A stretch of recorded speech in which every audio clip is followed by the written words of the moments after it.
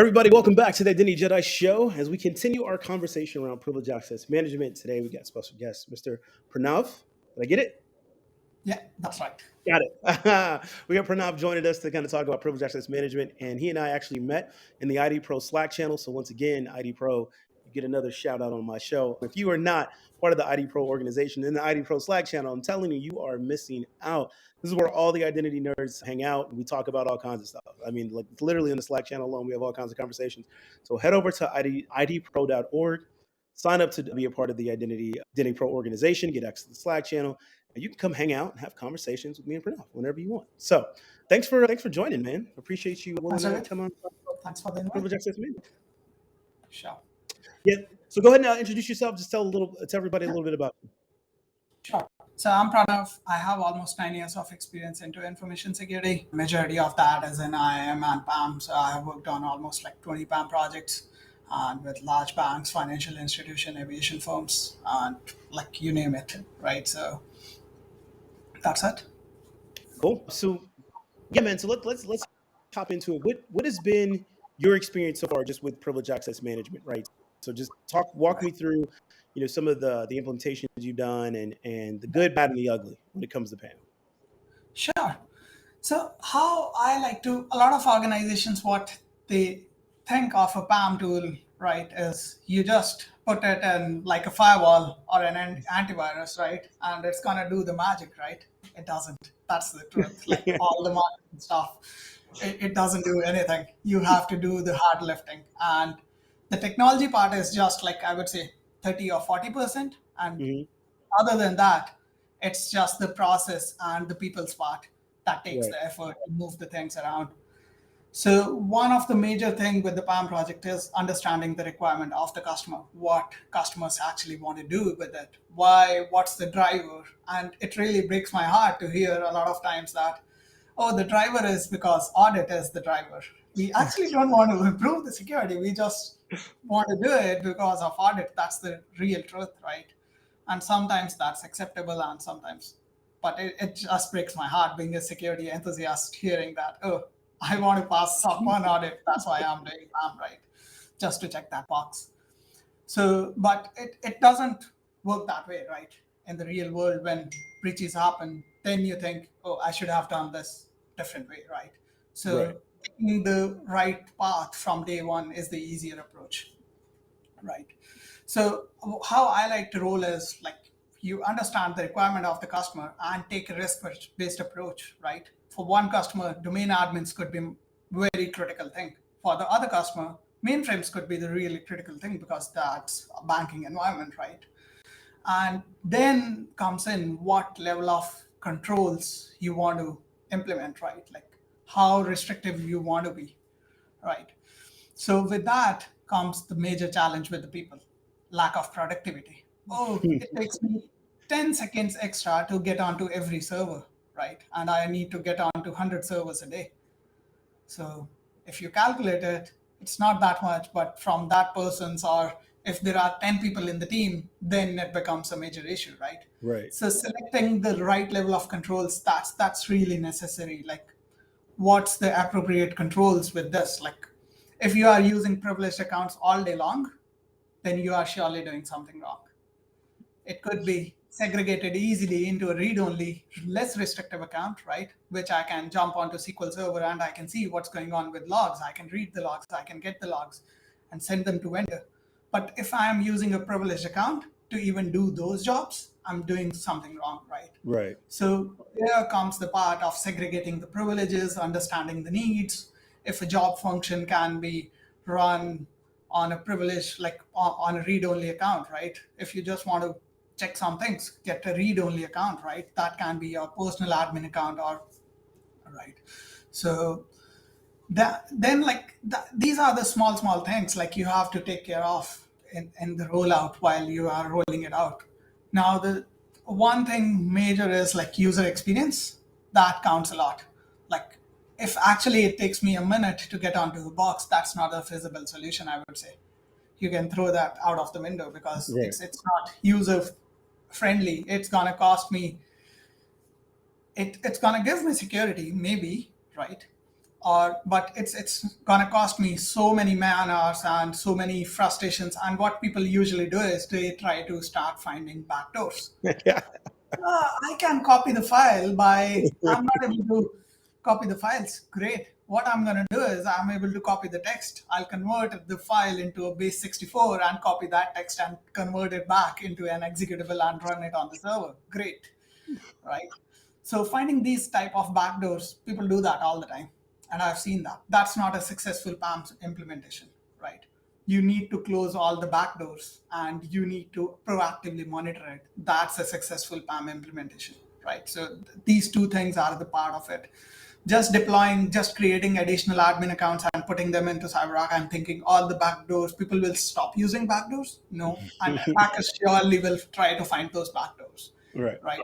So finding backdoors is really important, and make sure when you move your way through cleaning up one thing at a time, make sure you do the cleanup with the domain admin accounts. If you are, let's say, doing, so make sure you do the recertification, who has what level of access on that. That's a good opportunity to clean up your estate as well while you are rolling out PAM, right? So, and one of the thing is gaining trust of the users. Like, you need to be friendly with the users who are, that those are mostly application admins or IT admins. You need to understand them, their requirement, their frustration, what they are trying to do. If they are not able to do their job, that's not a good part of security rollout. That's a bad security, I would say. Right. So we need to understand what the users are trying to do, what they, how they do it. So what I have seen works is always you set up a session with the end users, not their managers, not their senior managers. Get to get in touch with the end users and see how they do their job. Ask them to like maybe shadow them for a few hours, right? If it's feasible, and that's the way to understand the user's pain and user's requirement and how you can better design those security controls, right? So Yeah. yeah, Well, I mean, look, I love that response, and I wanna break it down for somebody that's watching, and some key things to pull out of that. Number one, right?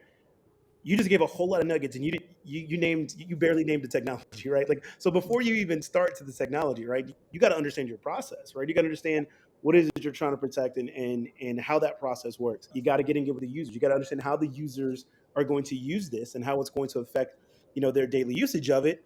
Because to your point, like, if they don't like it, they're just going to find ways to get around it, and so that just defeats the purpose of everything you just tried to do. And you also mentioned certifying that access, right? So that's now you get into the area of, like, an IGA product, right? Or something of that nature to make sure you're certifying. And you don't have to have an IGA product to certify. You can, simply do, manual and spreadsheet. But the I think the powerful point there is that there's an entire process in place, right? That you need to have and understand before you just go and implement a PAM tool. Because to yeah, your first point, like, it's you can't just go buy CyberArk and go, okay, we're done, we did it, right? yeah. You actually have to know what you're protecting and put a plan in place to get there. One question I did want to ask you, right? So you talked about those back doors that could be there. To your knowledge, do the tools that's in this space, do they actually help, excuse me, the users find those? Like, so say I take an account and I put it into Mhm. the PAM tool, it's locked away, but then somebody tries to access it without accessing the PAM tool. Like, do the tools have alerts or things like that, so they can kind of see that and they go, oh, here's an area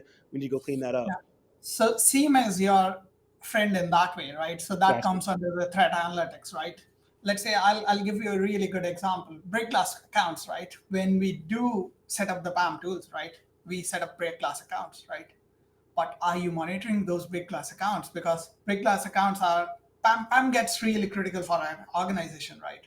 Like, you deploy PAM today with domain admin, mainframe admin, database admin, all these kind of access, right? Your PAM is down. What you are going to do? Do you have a backup plan, right? That's where the break glass process comes in, Right. right? And once you have the break glass accounts, they are highly privileged, but are they monitored? I'm sure a lot of people don't even care about it, and they have a static password which was never tested.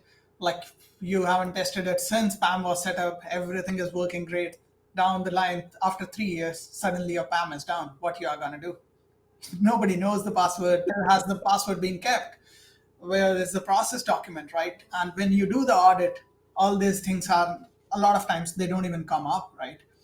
So it's same as your friend in that way. If you correlate the data from your PAM and your Active Directory and all the sources, right, and you'll find great things with threat analytics, like which can help you even secure your estate, right? Like let's say if somebody even retrieved the password, right, and they shared it, I shared it with you, is PAM gonna your SIEM gonna create an alert? It should, because password sharing is prohibited between in the organization, right? So it Right. should create an alert and send it over. Oh, Pranav retrieved the password and send it over to. But we are seeing an attempt from David's machine. He is trying to log in on a domain controller, right? So these things. So the reason is, if an attacker gets in and attacker retrieves on my behalf and try to log in from laterally move from one machine to other, Right. it should be it should generate an alert. These things are, so threat analytics is one of the major thing that comes under like continuous monitoring and all that. It's gonna help you. Yeah, and that's so you point about the lateral movement, right? That's why one of the things I say is that when it comes to privilege access management, you know you want to have the access to those accounts. You actually want to increase the friction that's there to get these accounts, right? Like you want as many things to kind of trip off some alerts in this case, right? And it shouldn't be the case for everything, but like your break glass accounts, your really privileged accounts, like it shouldn't just be like, oh well, they've logged in, now he can get access to the account. Like there should be some multiple things and steps and friction, so that way if it is the right person, they're supposed to have access, no problem. Is it a pain in the ass? To your point, it could be, but you really shouldn't be accessing that all day anyway. So hey, for this 5-10 minutes, go through this, do what you need to do, because you should be getting in and getting out. If not, right, if it's somebody that's not supposed to have access, it should be a very painful process, so you can start to see within your system, hey, like what's going on over here, right? Like he tried to go to this admin controller, now he tried to go over here, now he's trying to go over here, now he's asking for this. Like that should just trigger some alerts, and it's part of the reason why I think friction is good in that case, so we can kind of catch those things and make sure they get shored up. Yeah, yeah, that perfectly lies in with the layered security model, right? We have multiple layers of security, and that perfectly lies within that model, instead of just having, oh, this is the control and go ahead and do whatever you need to do, right? Right. So when you look at the PAM space now, right, as far as the market, the products and things that are out there, what do you see that's coming next, right? Where do you see, there's a lot of talk of, just in time provisioning and like Yeah. just privilege and this kind of dynamic upscaling of privilege. And so with this, as we kind of, again, with tech, we continue to get better and better over years. What do you see next for PAM products?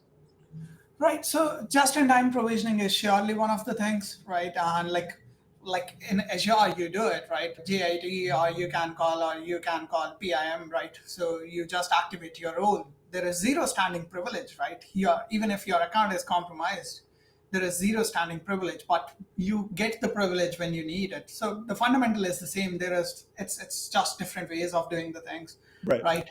And but the market is moving to huge to like the shift is to the cloud, as of this, and we have to do with like with cloud who has global admin. Why do you need that access, right? So the market is moving to cloud.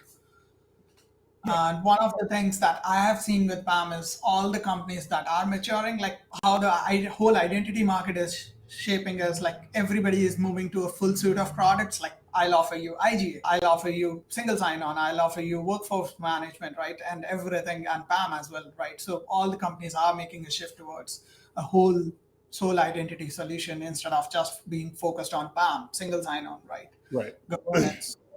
Yeah.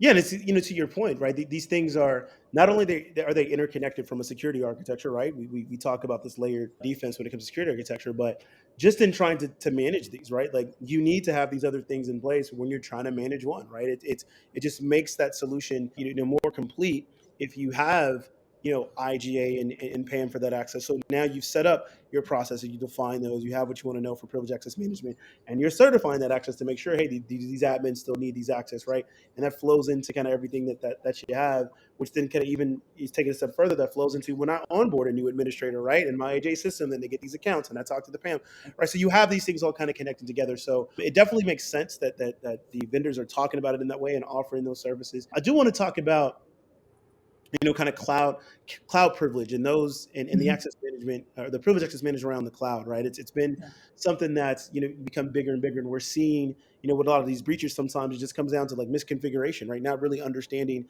kind of what was set up. Necessarily, the hackers don't need to hack anything. It's just, oh, look, here's this server account that has access to everything that somebody just left out because they didn't realize that this was open. Is the strategy any different when you're talking about cloud privilege access management than like either on prem or Yeah. just kind of cloud?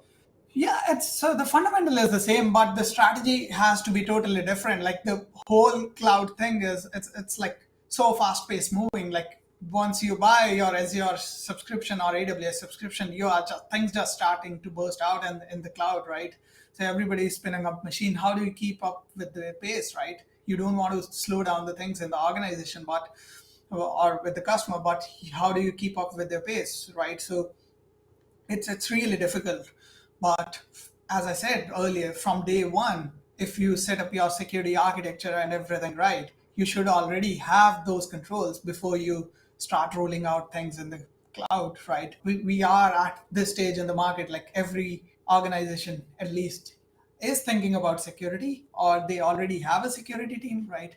So when you start moving to cloud, it's a good point to start looking at it before you roll out the things that, okay, we should go ahead with this, or we should hire a third party to take a look at it, the security posture, right? Yeah, absolutely. I think I'm I've always said, like, in this market in privilege access management, I'm glad over the last kind of 10 years it's gotten the love that it needed, right? It was kind of one of those things that we didn't talk about for a long Yeah. time. And, or you would talk about an identity project and be like, yeah, we'll get to that later. So I love to see the renaissance of PAM, and look, it's going to be interesting to see this convergence with the suites, right? I think even CyberArk, I can't remember if they still have adaptive, but even they're trying to offer more and more things around it. Yeah. So it's definitely going to be a place for growth. So to kind of to wrap up the conversation, if you look at it all in a whole, like, and you've already given some really good tips, but if you were to wrap up for somebody that said, look, I'm getting ready to start on a PAM project right now, like they just got their boss just told them, you're the girl, like, you got to go figure this out. What would you tell that IAM practitioner, that security enthusiast? Like, what advice would you give them if she gets ready to go start to do this implementation? Right, so I'll just maybe summarize it, right? So take understand your customer, right? Like really understand them, why and what they are trying to do, right? Then take an approach from there. It is design a good plan, and don't think like, try not to lose trust of your users, right? Don't do the things in a hasty way that, okay, I'm gonna cut off the access now, everything is great. So don't do that, right? Make sure you do proper pilots and proper user groups, and everybody has access to everything before you cut off the accesses and all that. And then make sure you have a fallback plan, and make sure you test them manually, right? Do your DR drills and everything. You meet your RTO and RPOs. And one thing everybody forgets about is, or what is really difficult to do, is hard coded credentials. Don't forget about them. So make sure you take a note of them, and make sure you look at them, how frequently they are being changed, and that nobody knows them. If somebody knows them, you should have it changed, or right. Yeah. Thanks so much for coming on the show, talking about it. I appreciate your enthusiasm and love for this area, which is, of course, you do, because you're an ID pro, like the rest of us identity nerds. So look, that's going to be a wrap for this one. I'll close with this. When we look at privilege access management, right, make sure it's a part of your overall strategy. Make sure it's something that you are talking about, as long as you, same way you talk about your SSO, your IGA, your identity access management needs, all that stuff that comes together. Make sure PAM is actually a part of that strategy solution. Pranav, have a good day, man. Yeah. Thanks, David. You too.